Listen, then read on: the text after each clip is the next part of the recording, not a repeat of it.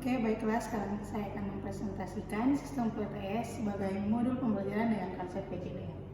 Jadi di sini ada satu buah panel surya, di mana panel surya ini sebagai sumber kelistrikan utama yang kita gunakan. Jalur output dari panel surya ini masuk ke MCB.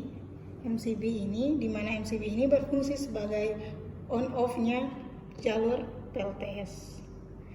Jadi selanjutnya output dari MCB ini masuk ke wattmeter, di mana wattmeter ini berfungsi untuk membaca tegangan dan arus pengisian dari panel surya.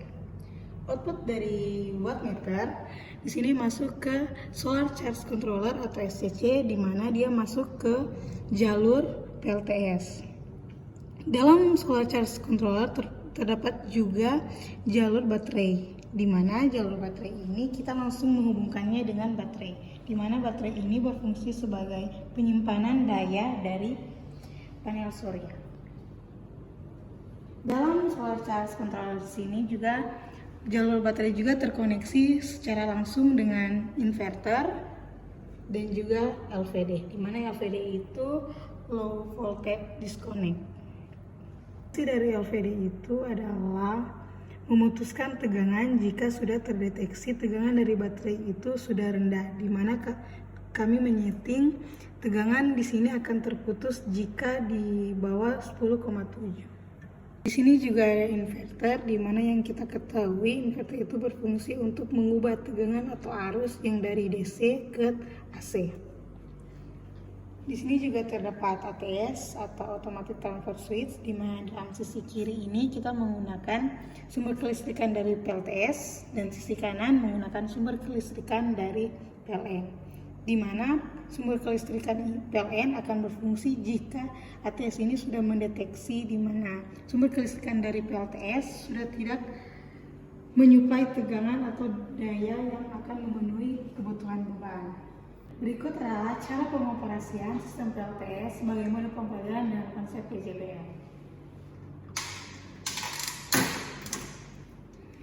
Ya, pertama menaikkan MCB dari jalur baterai.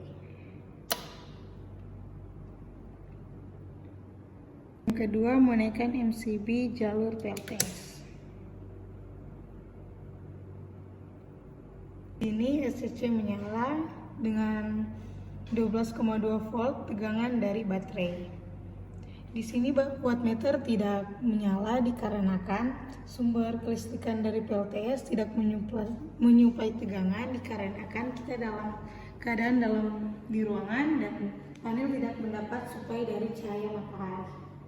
Kali ini untuk mengaktifkan beban, kita menggunakan tombol on off di sini. Lampu ini menyala dikarenakan kita mendapat suplai kelistrikan dari baterai. Ini beban kedua dan beban ketiga.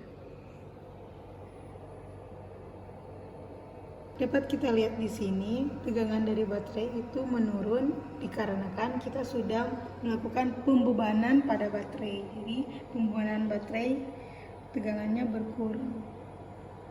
Dalam sistem PLTS tersebut, kita juga mengimplementasikan suatu sistem IoT yang dimana IoT itu adalah Internet of Things, yang kita ketahui secara bersama bahwa Internet of Things adalah suatu sistem yang dapat kita lakukan di mana saja dan kapan saja untuk memonitoring dan mengontrol suatu sistem yang akan kita kontrol dan monitoring. Dalam suatu sistem monitoring dan pengontrolan, kita menggunakan web server, di mana di sini kita menggunakan aplikasi Blink sebagai sarana untuk pengontrolan dan monitoring yang akan kita gunakan ke sistem tersebut. Di mana dapat kita lihat di sini status dari suatu sistem tersebut, PLTS. Kita lihat PLTS di sini dalam posisi hidup. Di sini juga ada beberapa fitur yang kita gunakan yang dapat kita lihat untuk monitoring seperti tegangan, arus, dan frekuensi.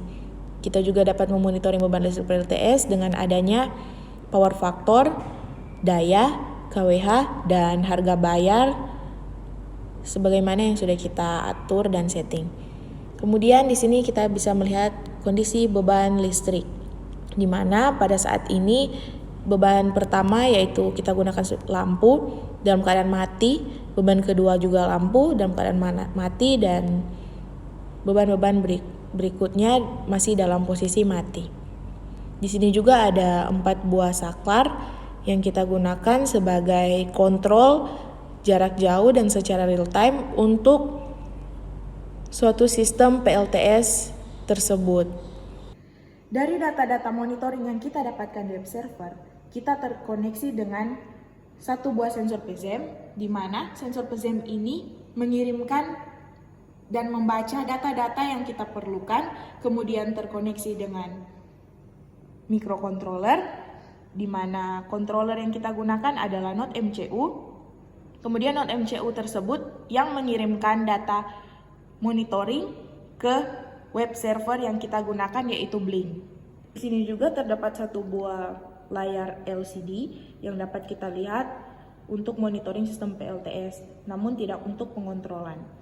Kemudian di sini juga terdapat 4 buah relay, di mana relay tersebut juga terkoneksi dengan controller dan sensor, di mana ketika kita akan mematikan beban melalui web server, relay tersebut yang akan bekerja dan mematikan beban yang ada. Sekarang kita akan mencoba mengoperasikan beban melalui web server yang sudah terhubung ke internet. Untuk menyalakan beban lampu 1, kita menekan tombol ini. Lampu menyala. Dapat kita lihat juga di sini perubahan arus yang naik dan tegangan yang naik. Berarti menandakan bahwa sudah ada beban yang dinyalakan. Kemudian untuk menyalakan beban kedua menyala. Kita lihat juga di sini sudah ada perubahan arus yang naik dari 0,14 menjadi 0,25 dan tegangan masih sama. Begitu juga dengan beban-beban berikutnya. Di sini adalah proses pengisian alat, di mana menggunakan panel surya sebagai media dalam pengisian ke baterai dan suplai ke beban. Dalam SCC tersebut ditampilkan bahwa panel surya sedang melakukan pengisian ke baterai. Ini dari panel surya, energi yang kita dapat dari matahari, dia menyimpan langsung ke baterai, dan jika pada malam hari kita sudah tidak mendapat energi dari matahari yang akan menyuplai tegangan ke beban, itu dari baterai. Dalam kondisi pengisian ini dapat kita lihat bahwa arus pengisian dari panel sebesar 0,30 ampere dengan volt 12,87. Baiklah, itulah hasil dari perancangan dan pengimplementasian yang sudah kami buat dalam sistem, di mana sistem tersebut kita bertujuan untuk modul pembelajaran dengan konsep PJBL agar supaya kita semua bisa mengetahui cara kerja dari sistem PLTS tersebut dengan pengimplementasian sistem IoT.